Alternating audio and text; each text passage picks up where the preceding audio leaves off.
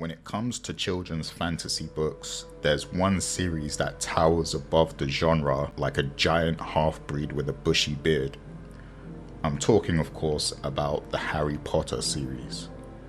Since the initial release of Harry Potter and the Philosopher's Stone in 1997, or the Sorcerer's Stone in the US, the series has sold over 600 million copies, making it the best-selling book series in history.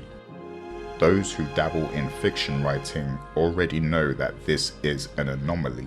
Rarely does any book series sell this much. But how exactly did Harry Potter get sold to Bloomsbury in the UK and Scholastic in the US? Let's dive into the story of how the Harry Potter books were published. Joanne Rowling grew up in Tutsill, Gloucestershire, on the English and Welsh border. Her desire to write stories showed itself at an early age. She wrote her first story at 6 years old, and it was called Rabbit. It was a simple story, but not every 6-year-old is writing full stories. This showed early signs of an advanced imagination that she would later tap into. She wrote her first full novel at 11 years old about 7 cursed diamonds and the people who owned them, which could have been where she developed the early concepts of the Philosopher's Stone. As Rowling grew up, she would have the opportunity to travel all around Europe. She spent a year living in Paris as part of her course, and she became fluent in French, which later became useful to her. In 1990, she was living in London, and it was on a delayed train back home from Manchester that the magic would first reveal itself to her. While on the long train journey, Rowling stared out of the window, gazing at the countryside. She was thinking about nothing in particular when an idea hit her from nowhere. The image of a scrawny boy with glasses materialized in her head. She described it as if she had just met someone wonderful, and she was now full of excitement to get back home. When she reached home, she immediately started writing, forming what would become the early foundations of the Harry Potter series. From the start, she knew there would be a total of 7 books. This in itself was unique back then. You see, because of the way book publishing worked, it wasn't common for authors to have an entire series plotted and planned.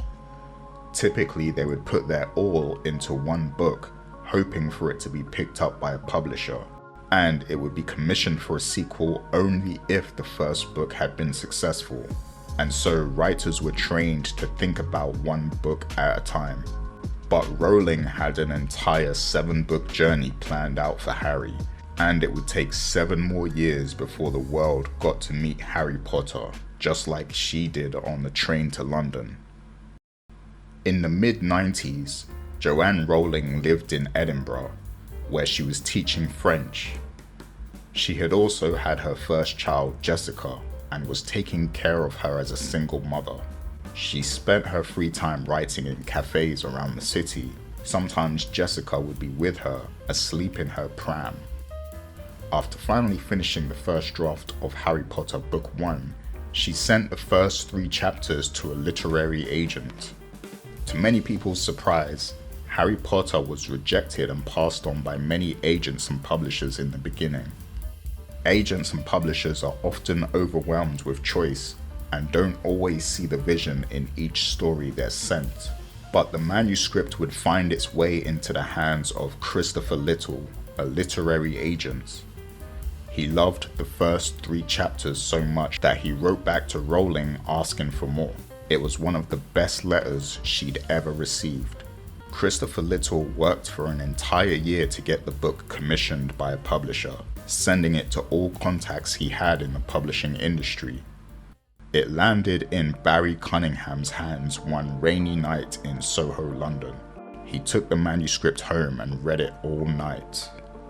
Barry was once asked the question, "How much of a manuscript do you have to read to know something is good?" His answer was that you can usually tell after 2 to 3 chapters, but he knew immediately that there was something special about the Harry Potter manuscript. It gripped him right away. He even gave it to his daughter to read, and she was so hooked that he had to tear it away from her the next morning. What he really loved about the story was the sense of friendship between the children. His connection with his daughter allowed him to see it from a parent's side. After speaking with his daughter about the manuscript, he decided he was going to commission the book. He later called up the agent and made the deal happen. At the time, Joanne was also warned that she may not make any real money out of children's books and that she should make sure she keeps a day job. And then, in June 1997, Joanne's life changed forever. Bloomsbury published Harry Potter and the Philosopher's Stone on the 25th of June 1997 under the author name J.K. Rowling. The K stands for Kathleen, which was the name of Joanne's grandmother. The initials were added at the publisher's request because they said it would make the books more appealing to boys. The assumption was that boys wouldn't read books written by women. The book was released in the US a year later under the name Harry Potter and the Sorcerer's Stone because Philosopher has different meanings in North America. Before the second book, Chamber of Secrets, was published in 1998, Rowling had already received $4,200 in royalties from the first book, which is considered a major success for a first-time author. Rowling would make the prestigious New York Times bestseller list in December 1998, and after that, Harry Potter would begin charming the hearts and minds of readers all around the world. With the success of the first two novels, publishers quickly commissioned the series to continue. Prisoner of Azkaban and Goblet of Fire would come in quick succession. Warner Bros. Then purchased the film rights for the first two Harry Potter novels in 1999 for $1 million. Rowling accepted the offer under the provision that the studio would only produce Harry Potter films based on the books she authored. She retained the right to approve the final scripts for the movies. Understand that this wasn't common. Rarely does an author have so much say in a movie deal. But Harry Potter, the boy who popped into her head all those years ago, had become a success, giving her all the leverage in the world.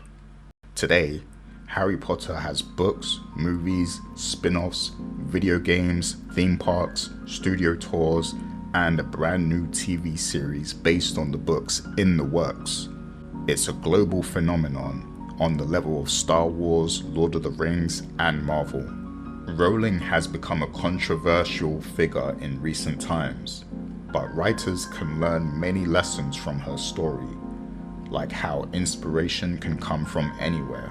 Today, we're so distracted by work, social media, and the act of doom scrolling.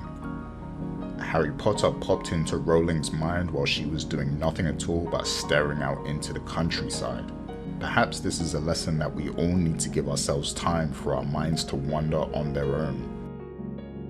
Who knows what magic will reveal itself to us when we put our phones down and search within.